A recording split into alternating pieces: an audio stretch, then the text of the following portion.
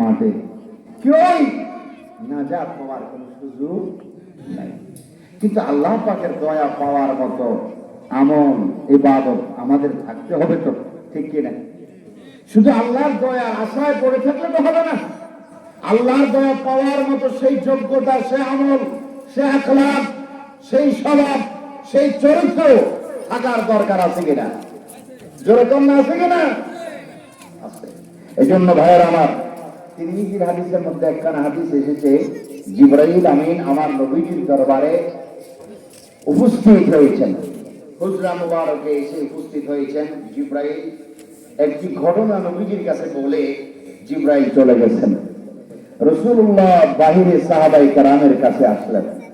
হযরত জাবের রাদিয়াল্লাহু তাআলা হাদিস খানা বলছেন, জিবরাইল এসে সংবাদ দিয়ে চলে গেলেন। রাসূলুল্লাহ বললেন, সাহাবায়ে কেরাম, এইমাত্র জিবরাইল এসেছেন, এইমাত্র এসে আমাদেরকে সংবাদ দিয়ে জিবরাইল চলে গিয়েছে।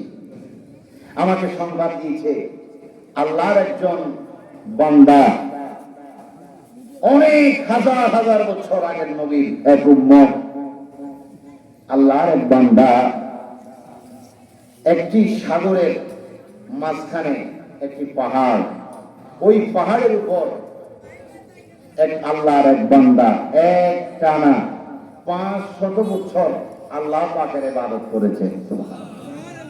কত বছর ইবাদত? 500 বছর ইবাদত করেছে। ওই বান্দাটার জন্য আল্লাহ পাক রিজিকের জন্য ওই ছোট্ট চতুর্দিকে মাত্র 30 হাত বাই 30 হাত পাহাড়ের দৈর্ঘ্য, সাগরের মাঝখানে কোনো খানা নাই, কিনা নাই, কিচ্ছু নেই। একটি আনার ফল গাছ আল্লাহ পাক সাগরের মাঝখানে পাহাড়ের কিনারে একটি আনার ফল গাছ আল্লাহ সৃষ্টি করেছেন। প্রতিদিন করে একটি করে আনার ফল গাছে ধরত। আসরের পর ওই ব্যক্তিটা সাগরের কিনারে নেমে ওযু করে তারপরে ওই আনার ফলটা ভক্ষণ করতেন। গোটা দিন রাত্রে আর তার খিদা লাগতো না। কারণ দিচ্ছেন কে? কুদরতি ফল, খিদা নাই, কিচ্ছু নাই। ইবাদত করো, এইভাবে ইবাদত করতে করতে 500 বছর ইবাদত। ওই বান্দাটা আল্লাহর কাছে ফরিয়াদ করলেন নামাজের সিজদায়, আল্লাহ তোমার কাছে আমার ফরিয়াদ, 500 বছর যাবত তোমার ইবাদত করেছি, আল্লাহ আমার মৃত্যুটা তুমি নামাজের সিজদা অবস্থায় দিও। আল্লাহু আকবার বলুন। আল্লাহ আমি চাই তুমি আমার মৃত্যুটা নামাজের সিজদা অবস্থায় কবুল করিও।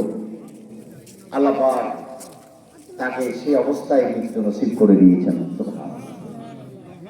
জিবরাইল আমিন বললেন, ইয়া রাসূলুল্লাহ, আমরা যখন আসমান থেকে আসি, সপ্ত আসমানের উপর থেকে আসি, ওই পথ দিয়ে আমরা আসি, এখনো পর্যন্ত দেখি ওই মানুষটা শেষ অবস্থায় পড়ে আছে। অথচ হাজার হাজার বছর পর শরীরটা পৌঁছে নাই, শরীরটা মাটিয়ে খায় নাই।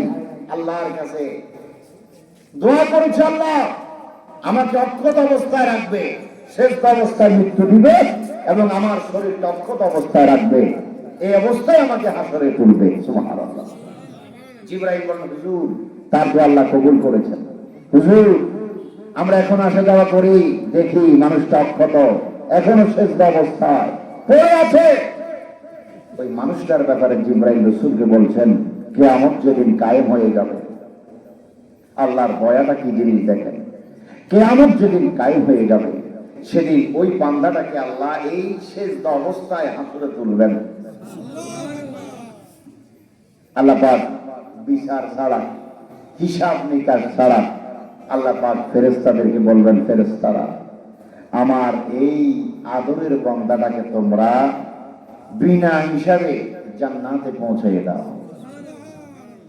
এ ফেরেশতারা আমার এই বান্দাকে আমার দয়া বিনা হিসাবে তাকে জান্নাতে পৌঁছাইয়ে দাও।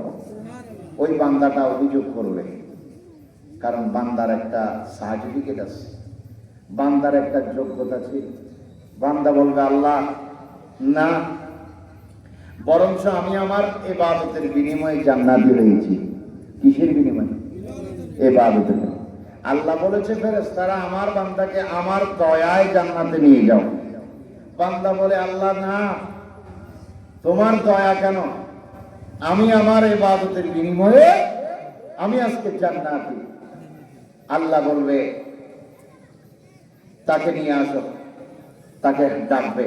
ডাকার পরে যেহেতু ইবাদতের ফখর করছে, 500 বছরের ইবাদত, অহংকার, আর আল্লাহ তো বলছে না ইবাদতের বিনিময়ে তোমার দয়া নয়,